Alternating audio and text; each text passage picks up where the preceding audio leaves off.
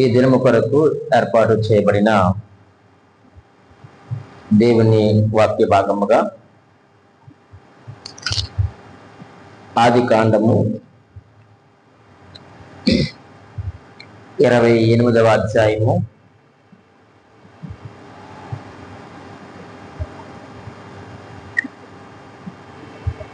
19వ వచనాన్ని మనము ధ్యానం చేసుకుందామండి.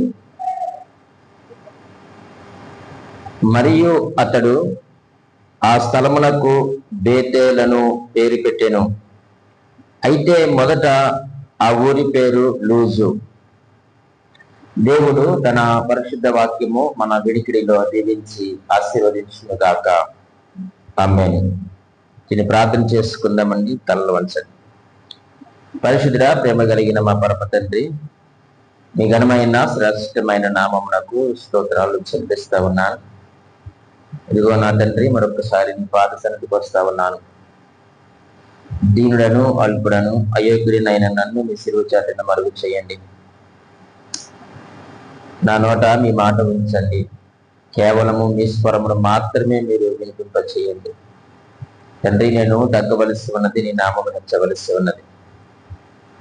ఆత్మదేవాన్ని సన్నిధి ప్రసన్నతమ మతి వంశమని ఘనత మహిమ ప్రభావములు మీకు ఆరోపిస్తూ ప్రభునేసు క్రీస్తు నామమును అడిగి వేడుకొనుచున్నాము తండ్రి.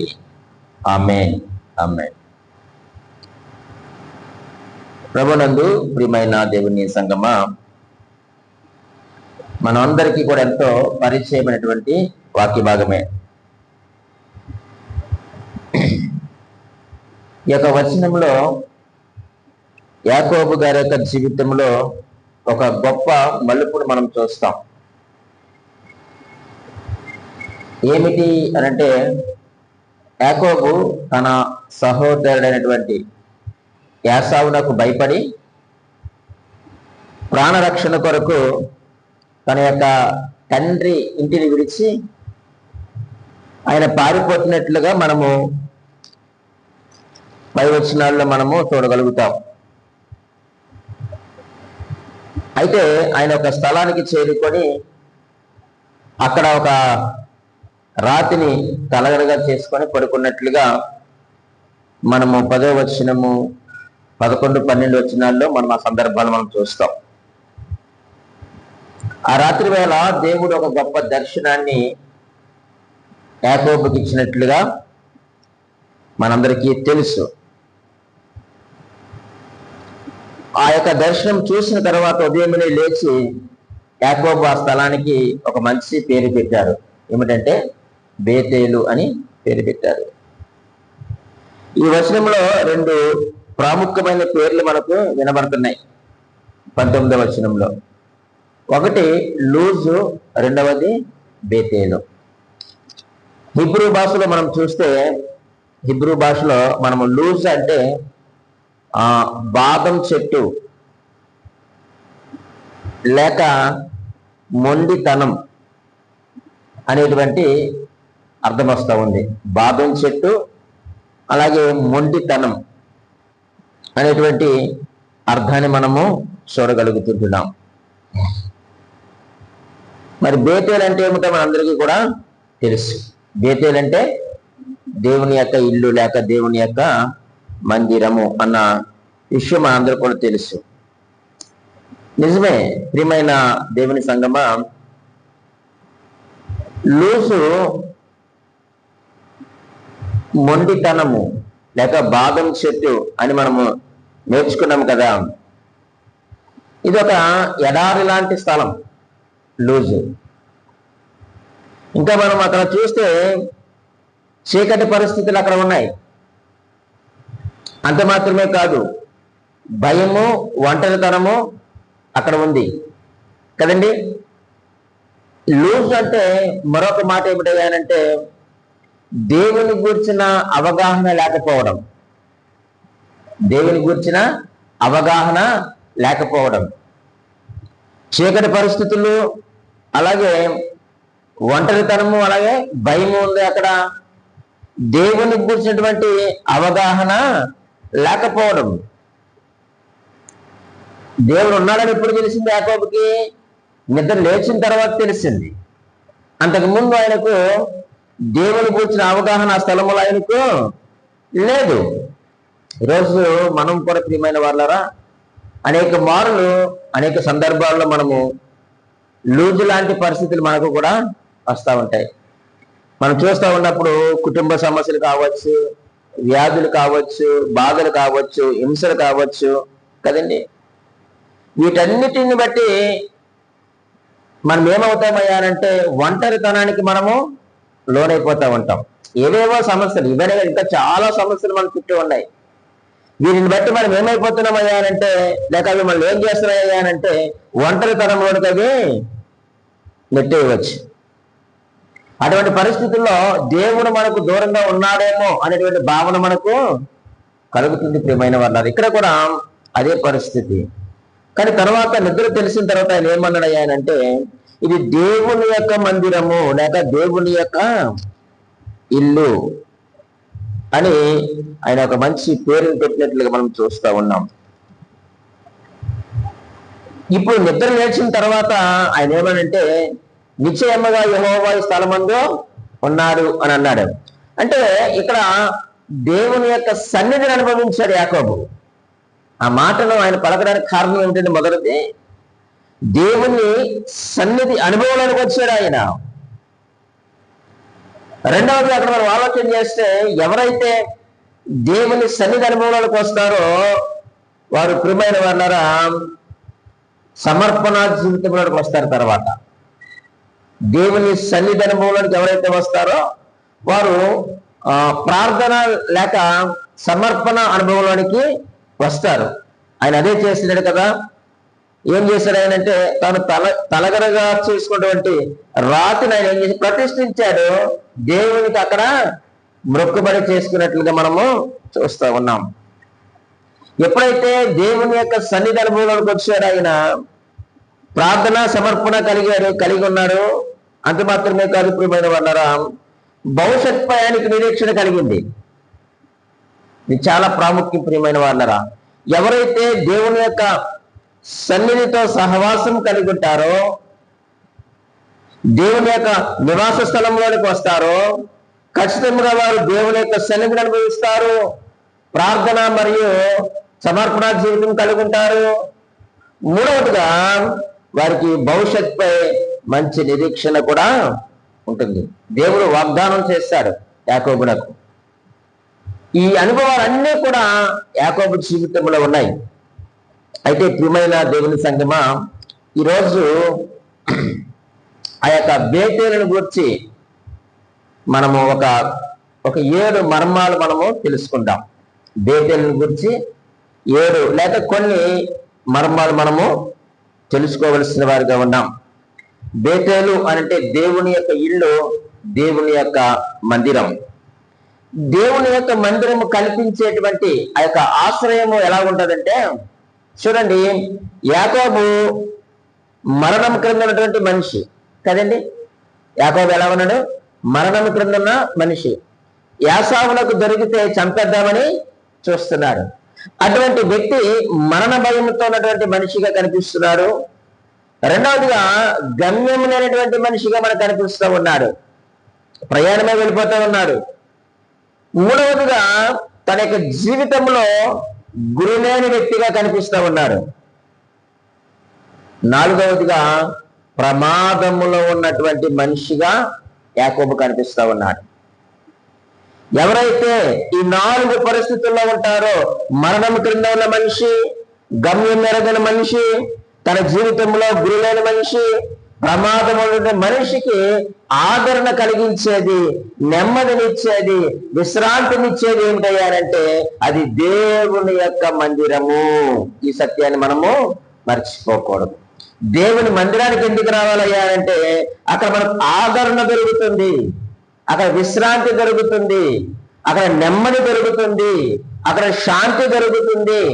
కాబట్టి ఎవరైతే మరణం క్రింద ఉన్నారో, గమ్యం లేని బ్రతుకులో ఉన్నారో, గురులేని మనిషిగా జీవిస్తున్నారో, ప్రమాదములు ఎవరైతే ఉన్నారో వారందరికీ కూడా ఆశ్రయం ఇచ్చేది ఏంటయ్యారంటే దేవుని యొక్క మందిరం.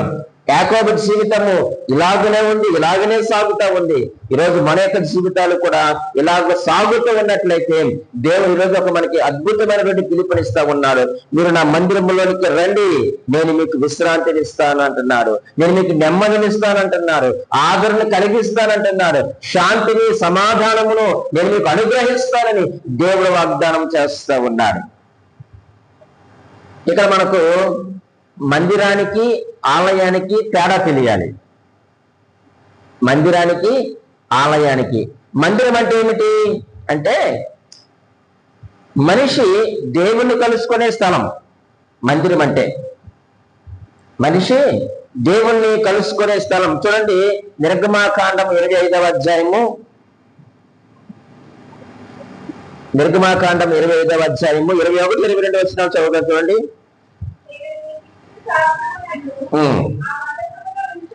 నుంచవలెను, చూడండి, అక్కడ నేను నిన్ను కలుసుకొని.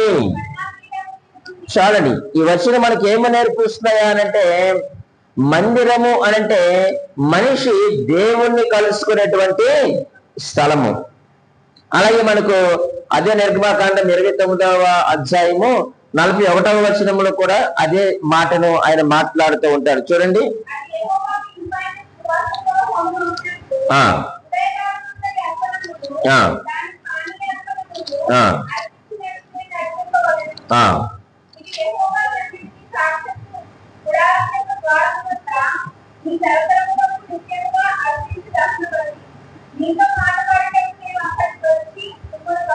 చూడండి, నీతో మాట్లాడుటకు నేను అక్కడకు వచ్చి.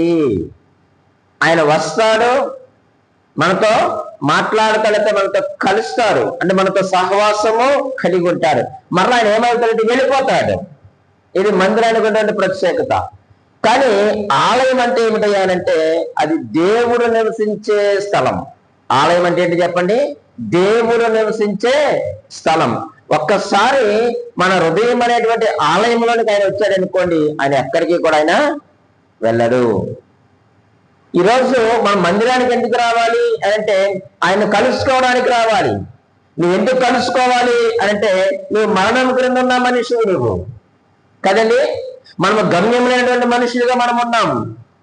మన జీవితంలో గురి లేని మనుషులుగా మనం ఉన్నాం. మనము ప్రమాదంలో ఉన్నాము. కాబట్టి మనం ఎక్కడికి రావాలయ్యా అంటే మనము మందిరానికి రావాల్సిన వారిగా ఉన్నాం. అక్కడ మనము ఆయన కలుసుకుంటాం, ఆయనతో సహవాసం చేస్తాం. అక్కడ మనకు ఆదరణ, నెమ్మది, విశ్రాంతి, శాంతి, సమాధానము ఇవన్నీ కూడా మందిరములో మనకు దొరుకుతాయి ప్రియమైన వాళ్ళరా.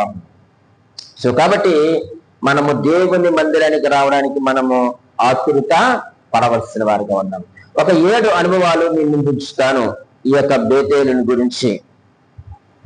యాకోబు చాలా చక్కగా నిద్రపోతూ ఉన్నాడు కదండి.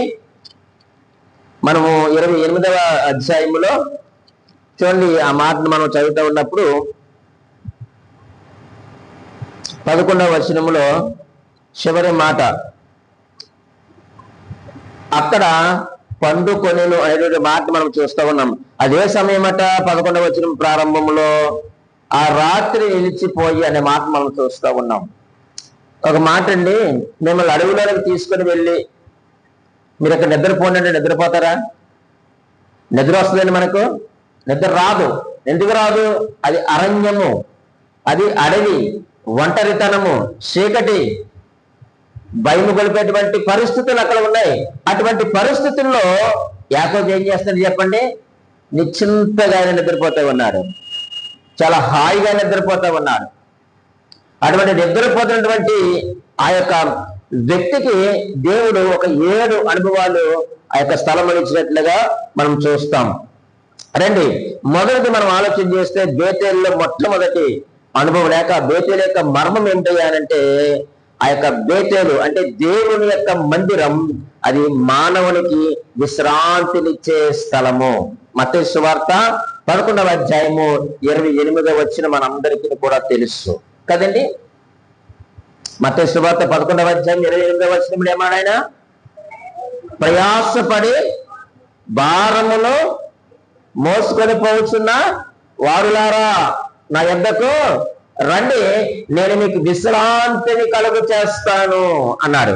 అంటే ఈ రోజు మనం మందిరానికి ఎందుకు రావాలి, దేవుని సన్నిధికి ఎందుకు రావాలయ్యా అంటే ఆయన మనకు విశ్రాంతినిచ్చేటువంటి స్థలం. కానీ ఈ రోజు ఆ యొక్క విశ్రాంతినిచ్చేటువంటి స్థలాన్ని మనం ఏం చేస్తున్నామయ్యా అంటే నిర్లక్ష్యము చేస్తా ఉన్నాం కదండి, నిర్లక్ష్యము చేస్తా ఉన్నాం. చూడండి, ఒక మాట, అరణ్యంలో తీసుకొని వెళ్ళి పడుకోమంటే మీరు నిద్రపోతారా? నిద్రపోరు కదండి. మరి మందిరానికి వచ్చిన తర్వాత చాలా చక్కగా హాయిగా నిద్రపోతుంటారు మందిరంలో.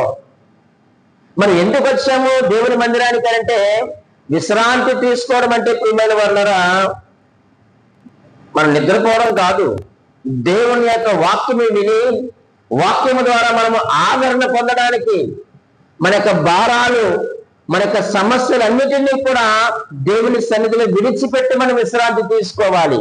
కానీ మనం ఏం చేస్తున్నామయ్యా అంటే నిర్లక్ష్యపు నిద్ర కలిగి ఉంటున్నాం. మనం మందిరానికి వచ్చిన తర్వాత అరణ్యంలో నిద్ర రాదు కానీ, అడవిలో నిద్ర రాదు కానీ, మనకు మందిరానికి రాగానే ఏమొస్తుంది చెప్పండి?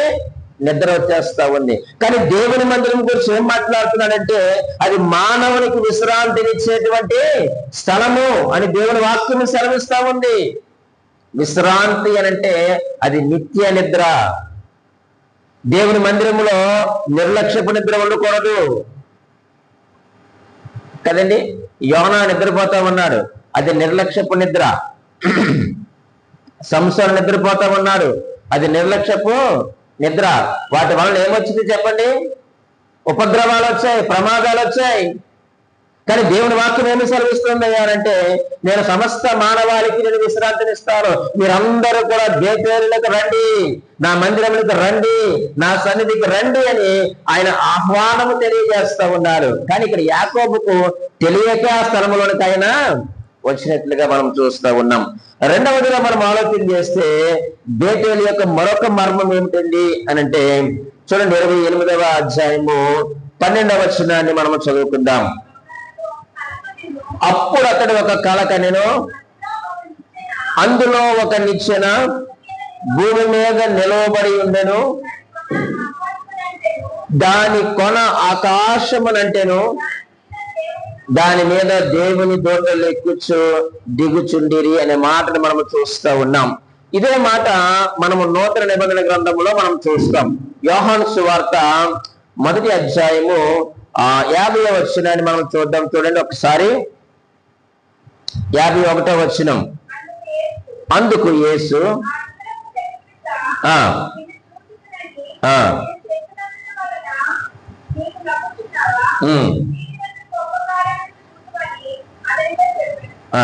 యాభై 51వ వచనం రాయబడింది, మరియు ఆయన మీరు ఆకాశము తెరవబడుటయు దేవుని దూతలు మనిషి కుమారుని పైగా ఎక్కుటయును దిగుటయును చూతురని మీతో నిశ్చయముగా చెప్పుచున్నాను నేను. ఇక్కడ మనం చదివిన 28వ అధ్యాయం 12వ వచనం అదే మాట రాయబడి ఉంది. అక్కడ ఒక నిచ్చెన ఉందట. ఎక్కడి నుంచి ఉందది? భూమి మీద నుండి నిలపబడి ఉందని. దాని కొన ఆకాశమని అంటేను, దాని మీద దేవుని యొక్క దూతలు ఎక్కుచు దిగుచుండిరి అనే మాటను మనం చూస్తూ ఉన్నాం. ఈ యొక్క వచనం మనకు ఏమి నేర్పిస్తున్నాయా అనంటే బేతేలు అనంటే రెండవ మర్మం ఏమిటంటే మానవుడికి దేవుని సహవాసము దొరికే స్థలం. ఏంటండి? మానవునికి దేవుని సహవాసము దొరికేటువంటి స్థలం. ఆ నిచ్చెన ఎవరు? ఆ నిచ్చెన ప్రభువైన యేసుక్రీస్తు వారు. మనకు దేవునితో ఉన్న సహవాసము తెగిపోయింది, దేవునితో ఉన్నటువంటి సంబంధం మనకు తెగిపోయింది. ఆనాడు ఆదిమ దంపతులైనటువంటి ఆదాము అవ్వలో చేసినటువంటి పాపమును బట్టి దేవునితో మనకున్నటువంటి యొక్క పరిశుద్ధమైనటువంటి సహవాసము, దేవునితో మనకున్నటువంటి ఆ యొక్క సంబంధం ఏమైపోయిందంటే పాపం వల్ల తెగిపోయింది. ఇప్పుడు తిరిగి మరలా మనం ఆయనతో సహవాసంలోనికి రావాలి, సంబంధంలోనికి మనము రావలసిన వారుగా ఉన్నాం. ఎవరు ఆయనతో తిరిగి మరలా మనలను ఆ యొక్క సహవాసంలోనికి తీసుకొస్తారయ్యారంటే మన ప్రభువైన యేసుక్రీస్తు వారు మాత్రమే. కాబట్టి మందిరానికి ఎందుకు రావాలి అంటే మానవునికి దేవుని సహవాసము దొరికేటువంటి స్థలం. లోకంలో దొరకదండి దేవుని యొక్క సహవాసం. కదండి. లోకాశల్లో దొరకదండి. ఆ సినిమాలు షికారుల్లో దేవుని యొక్క సహవాసం దొరకదండి. మూర్ఖుల దగ్గర దేవుని యొక్క సహవాసం దొరకదండి. దేవుని ఎరగని వారి దగ్గర దేవుని యొక్క సహవాసము దొరకదండి. నీకు దేవునితో సహవాసం ఎక్కడ దొరుకుతున్నదా అని అంటే అది దేవుని యొక్క మందిరము బేతేలు. యాకోబుకు దేవుని యొక్క సహవాసం దొరికింది. దేవునితో సంబంధం దొరికేటువంటి స్థలము ప్రియమైన వాళ్ళరా. పాపి అయినటువంటి మనిషికి పరిశుద్ధులైనటువంటి దేవునికి సంబంధం ఎక్కడ దొరుకుతుందో చెప్పమంటారా? ఎక్కడ దొరుకుతుంది చెప్పండి?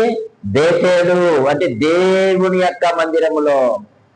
ఆయన పరిశుద్ధమైనటువంటి దేవునితో మనం సహవాసం కలిగి ఉండాలి అంటే మనం బేతేలికి రావాలి, దేవుని యొక్క మందిరానికి రావాల్సిన వారిగా మనం ఉన్నాం. కొన్ని నెట్వర్క్లు కొన్ని స్థలాల్లో పనిచేయవండి కదండి.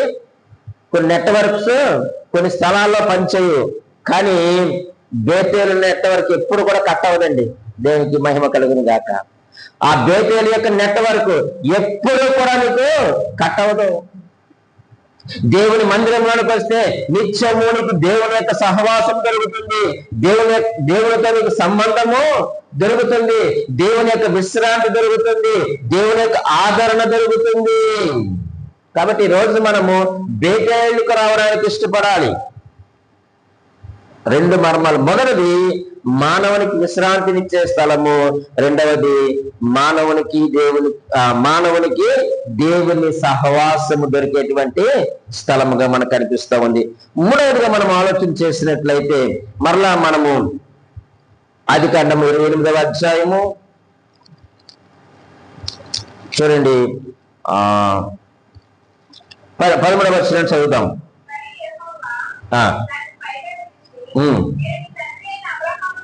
నేను నీ తండ్రి అయిన అబ్రహాము దేవుడను, ఇస్సాకు దేవుడైన యెహోవాను, నీవు పండుకొని ఉన్న ఈ భూమిని నీకును నీ సంతానమునకును ఇచ్చేదను అనే మాట మనం చూస్తూ ఉన్నాం. ఈ 13వ వచనంలో మనకి ఏమి నేర్పిస్తున్నాయా అనంటే బేతేలు అనంటే దేవుని ప్రత్యక్షత దొరికే స్థలం. మీరు ప్రక్కన మానవుని కానీ పెట్టుకుంటే ఇంకా బాగుంటుంది. మానవునికి దేవుని ప్రత్యక్షత దొరికే స్థలం కదండి. నిచ్చెన పైన ఆయన ఏం చేస్తున్నాడు చెప్పండి? మాట్లాడుతూ ఉన్నాడు. ఒక స్వరము వినబడతా ఉంది. ఆయన ఏమన్నాడంటే నేను నీ తండ్రి అయిన అబ్రహాము దేవుడను, ఇస్సాకు దేవుడనైనా యెహోవాను అని అంటున్నాడు. అంటే నువ్వు ఎప్పుడైతే దేవుని యొక్క మందిరానికి వస్తావో అక్కడ మనకి ఏమి దొరుకుతున్నాయా అని అంటే దేవుని యొక్క ప్రత్యక్షత మనకు దొరుకుతుంది. ఏమిటి దేవుడు మనకి ఇచ్చినటువంటి ప్రత్యక్షత అని అంటే ఆయన భయపడే వారికి తోడైండేటువంటి దేవుడు. యాకోబు నువ్వు భయపడక, నేనెవరినో తెలుసా? నేనెవరిని? నీ తండ్రి అయిన అబ్రహాము దేవుడను. నేను నీ తండ్రి అయిన అబ్రహాము దేవుడను. నువ్వు భయపడొద్దు. ఈ యొక్క ఒంటరితనాన్ని చూసి, చీకటిని చూసి నువ్వు భయపడొద్దు. ఈ లూజుని చూసి నువ్వు భయపడొద్దు. ఈ మొండితనాన్ని చూసి నువ్వు భయపడవద్దు. నేను నీకు తోడైనటువంటి దేవుణ్ణి. ఈరోజు దేవుని యొక్క ప్రత్యక్షత మనకు దొరకాలి అంటే, దేవుని యొక్క వాగ్దానం మనకు దొరకాలంటే, దేవుని యొక్క పిలుపు మనకు దొరకాలి అంటే మనం దేవుని మందిరానికి రావాల్సిన వారిగా మనం ఉన్నాం. రెండవదిగా ఆ వచనం నాకు ఏమి అర్థమవుతున్నాయంటే నిబంధనని జ్ఞాపకం చేసుకునే దేవుడు. నేను అబ్రహాము దేవుణ్ణి అని అందులో ఆ యొక్క మూల కారణం ఏమిటంటే నిబంధన జ్ఞాపకము చేసుకునే దేవుడు. ఆయన అబ్రహాముతో నిబంధన చేశాడు. ఆ రోజు ఈయనతో కూడా నిబంధన చేస్తా ఉన్నాడండి కదండి.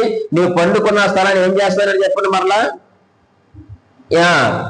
ఈ భూమిని నీకును నీ సంతానానికి ఇస్తాను.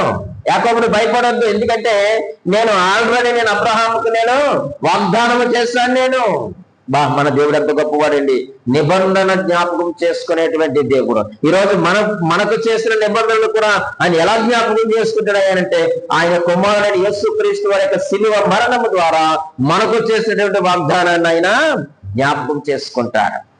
ఆ రోజు యాకోబుతో మాట్లాడడానికి అబ్రహాము జ్ఞాపకం చేసుకున్నట్లుగా ఈ రోజు దేవుడు మనకు ప్రత్యక్షతనివ్వడానికి తన కుమారుడైన యేసుక్రీస్తు వారి యొక్క ఆ శిలువ మరణం అనేటువంటి త్యాగాన్ని ఆయన ఏం చేస్తాడు చెప్పండి?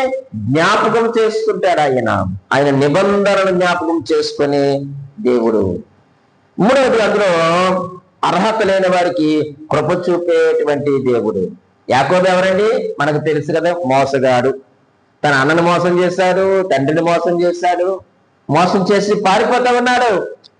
కానీ దేవుడు అంటా ఉన్నాడు, తనకు ప్రత్యక్షతనిచ్చి, అయ్యా నువ్వు భయపడొద్దు, నేను నీ తండ్రితో నిబంధన చేశాను నేను.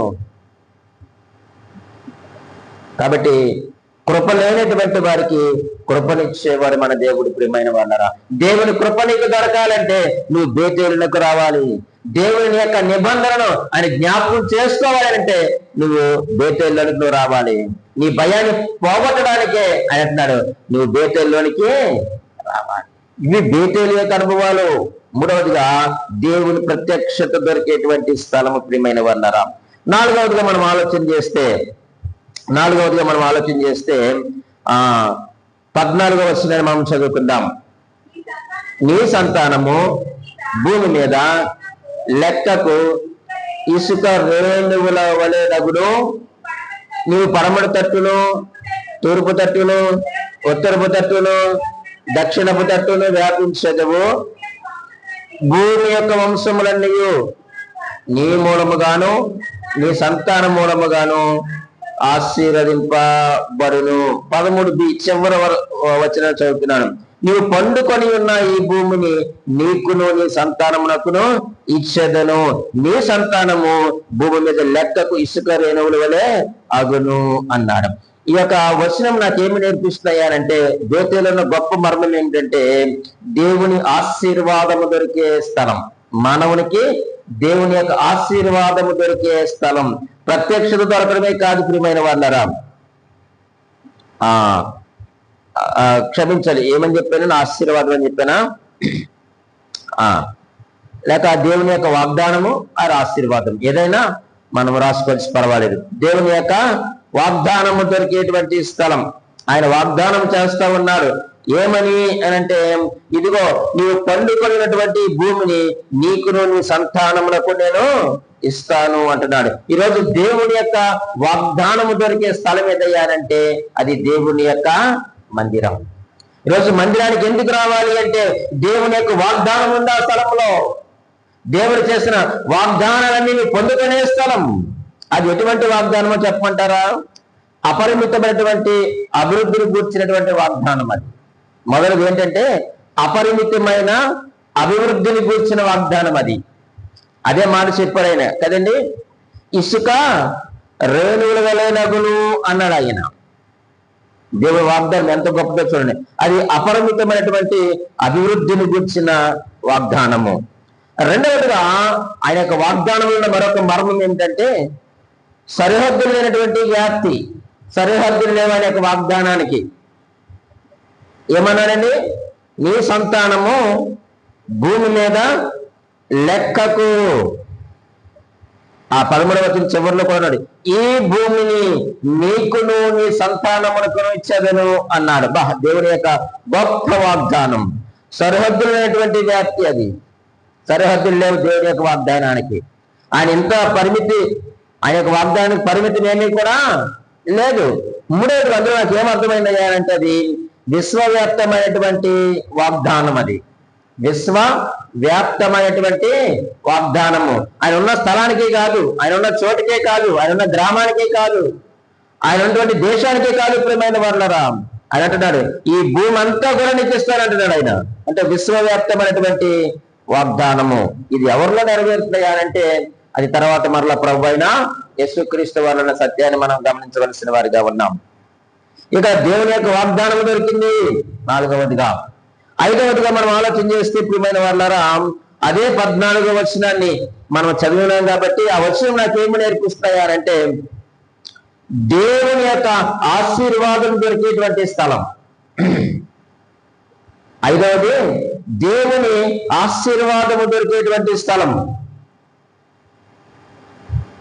ఆయన అంటున్నాడు చూడండి, భూమి యొక్క వంశములన్నీ నీ మూలముగాను నీ సంతానము మూలముగాను ఆశీర్వదింపబడును అంటున్నాడు.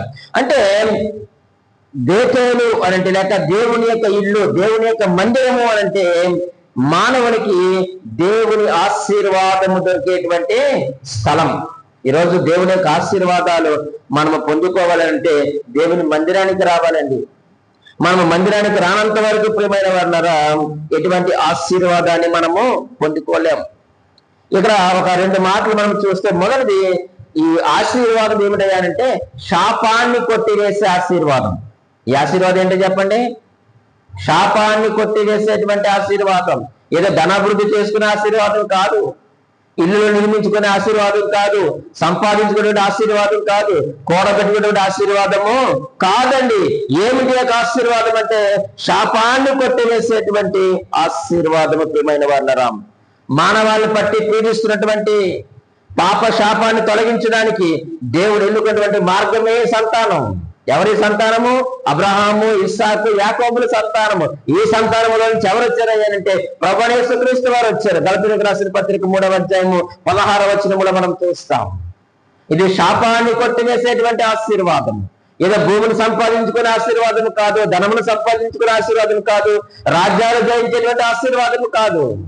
ఏమిటి అంటే ఇది శాపాన్ని కొట్టివేసేటువంటి ఆశీర్వాదం. ప్రియమైన వారులారా, నిజమే, మనమందరము సర్వ మానవాళి కూడా ఎలా ఉన్నారంటే శాపము చేత పాపము చేత వారు పట్టి పీడింపబడుతూ ఉన్నారు. ఆ శాపాన్ని తొలగించాలి అంటే, ఆ పాపాన్ని తొలగించాలి అంటే దేవుడు ఎన్నుకున్న మార్గం ఏమిటంటే ఈ సంతానము. ఎవరా సంతానం అంటే అబ్రహాము, ఇస్సాకు, యాకోబుల సంతానాన్ని దేవుడు ఎంపిక చేసుకున్నాడు. అందులో రెండవది ఏమిటంటే ఈ యొక్క ఆశీర్వాదం ఏమిటంటే మనల్ని ఆశీర్వాదకారకులుగా మార్చే బాధ్యత. ఈ ఆశీర్వాదం మనలను ఆశీర్వాదములకు కారకులుగా మార్చే బాధ్యత. ఇది ఆశీర్వదింపబడ్డం అంటే మనం మరొకరికి ఆశీర్వాదకరంగా ఉండడం. యేసుక్రీస్తు వారి యొక్క రక్తం ద్వారా కరగబడినటువంటి మనము, విమోచించబడినటువంటి మనము, సొంత రక్షకులను అంగీకరించినటువంటి మనము ఇప్పుడు మనం ఎలా ఉండాలంటే మరొకరికి మనం ఆశీర్వాదకరంగా మనము ఉండాలి. ఇది ఆ యొక్క ఆశీర్వాదము. ఇది దేవుని ఆశీర్వాదములు దొరికే స్థలము. బేతేలు అని అంటే యాకోబు ఇవన్నీ కూడా అనుభవిస్తా ఉన్నారు. ఈరోజు మనము కూడా ఇవన్నీ కూడా అనుభవించాలి అంటే దేవుని యొక్క మందిరానికి రావాల్సిన వారిగా ఉన్నాం. ఆరవదిగా మనం ఆలోచన చేసినట్లయితే మరలా 28వ అధ్యాయము 15 చూడండి. 15వ వచనం నుంచి ఇలాగ రాయబడి ఉంది, ఇదిగో నేను నీకు తోడైండి కాపాడుచు రప్పించదును, విడుదలని చెప్పగా ఉన్నాడు.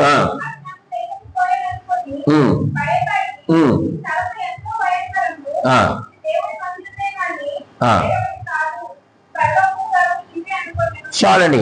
ఈ 3 వచనాలు నాకేమి నేర్పిస్తున్నాయనంటే మానవుని హృదయ స్థితి బయలుపడే స్థలం. మానవుని హృదయ స్థితి బయలుపడే స్థలం. ఈ వచనంలో యాకోబు 17వ వచనంలో చూడండి, భయపడి అని అన్నాడు. ఎందుకు భయపడ్డాడు ఆయన? ఎందుకు భయపడ్డాడు? ఎప్పుడు మనకు భయం కలుగుతుందంటే ప్రియమైన వాళ్ళ దేవుడి దగ్గర మన యొక్క హృదయ రహస్యాలు బయటపడినప్పుడే భయం కలుగుతుంది. అంతవరకు యాకోబుకు భయం లేదు. భయం ఉందండి. అంత చీకటిలో కూడా ఎలా ఉన్నాడు? చాలా ధైర్యంగా పడుకున్నాడు, చాలా దర్జాగా పడుకున్నాడు.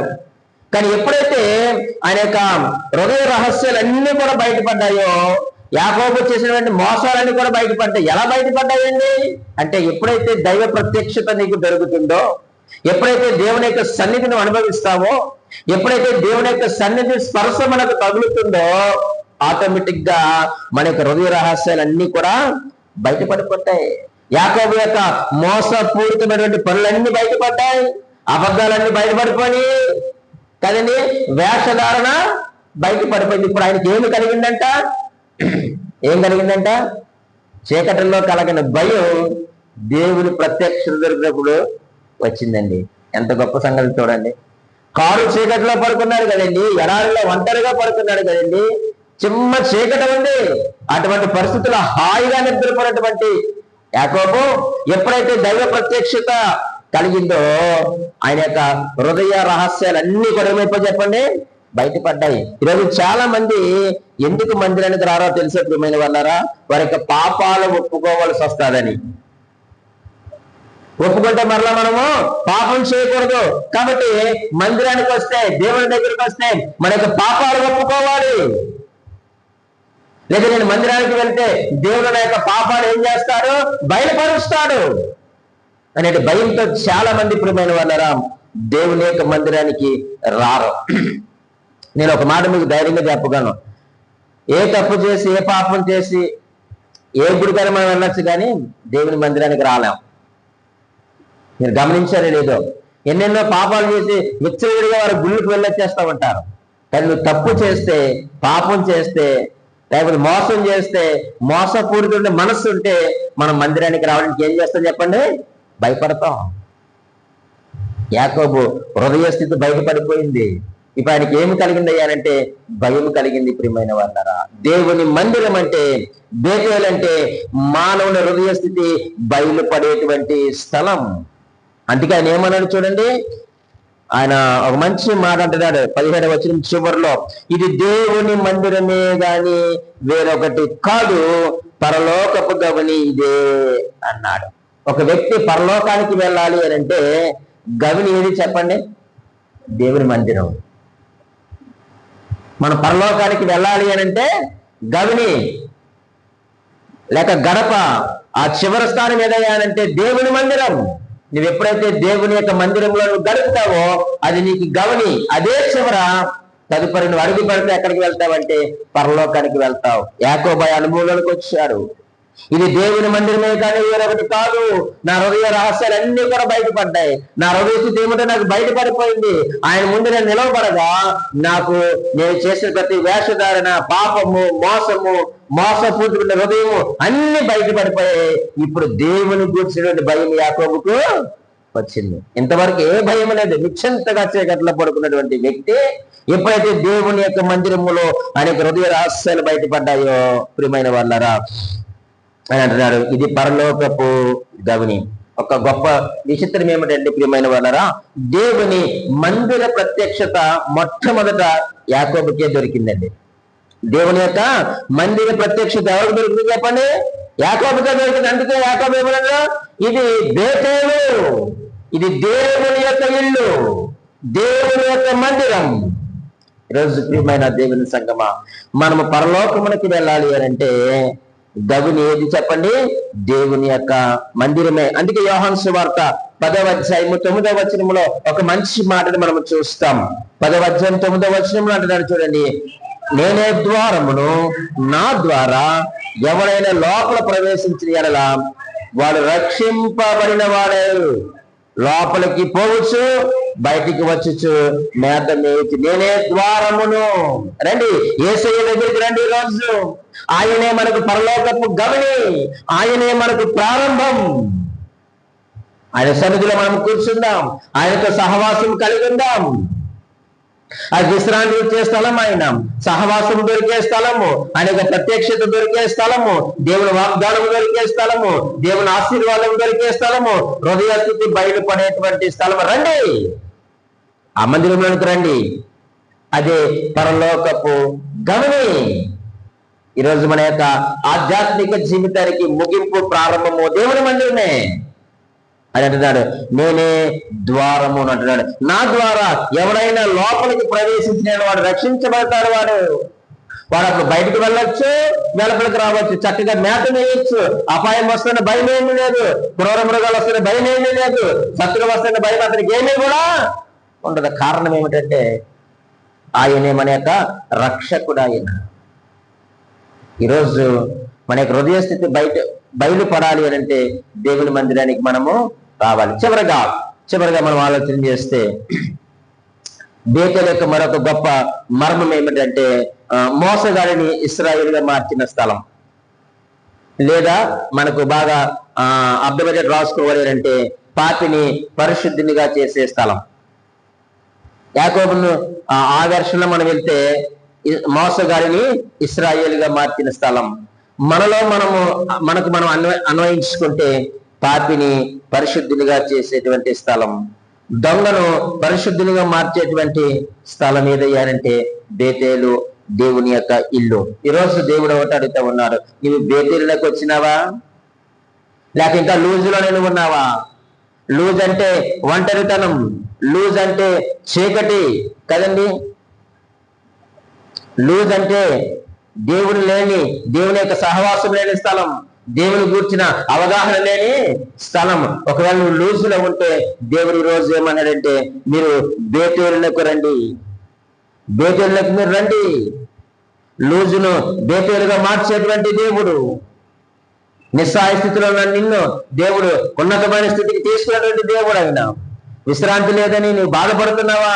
సమస్యలతో సతమతమైపోతున్నావా? దిక్కుతోచని స్థితిలోనే ఉన్నావా? ఒంటరిగానే ఉన్నావా? ఈరోజు అంటున్నాడు, కమాన్, మీరు బేతేలులకు రండి, మీరు బేతేలులకు రండి. అది దేవుని యొక్క ఇల్లు, దేవుని యొక్క మందిరం. ఆ మందిరంలోనికి, దేవుని ఇంట్లోనికి మీరు వస్తే మీకు విశ్రాంతి దొరుకుతుంది. ఆ యొక్క మందిరంలోనికి వస్తే మానవులకి దేవుని యొక్క సహాయం దొరుకుతుంది. ఆ యొక్క మందిరంలోనికి వస్తే దేవుని యొక్క ప్రత్యక్షత దొరుకుతుంది. ఆ యొక్క మందిరంలోనికి వస్తే దేవుని యొక్క వాగ్దానము దొరుకుతుంది. ఆ మందిరంలోనికి వస్తే దేవుని యొక్క ఆశీర్వాదము దొరుకుతుంది. ఆ మందిరంలోనికి వస్తే మానవ హృదయ స్థితి బయలుపడుతుంది. ఆ మందిరానికి వస్తే పాపిని పరిశుద్ధిగా మారుస్తాడు, దొంగను పరిశుద్ధిగా మార్చే స్థలము, మోసగాడిని ఇశ్రాయేలుగా మార్చిన స్థలం. మనం లూజులో ఉందామా లేక బేతేలులోకి వద్దామా ఆలోచన చేసుకుందాం. దేవుడు మనందరినీ ఈ రోజు ఆహ్వానిస్తా ఉన్నాడు, పిలుస్తా ఉన్నాడు. మనం బేతేలులోకి వద్దాం, దేవుని యొక్క ఆశీర్వాదాలు, వాగ్దానాలు మనము పొందుకుందాం. దేవుడి మాటలు దీవించి ఆశీర్వదించును గాక. ఆమేన్.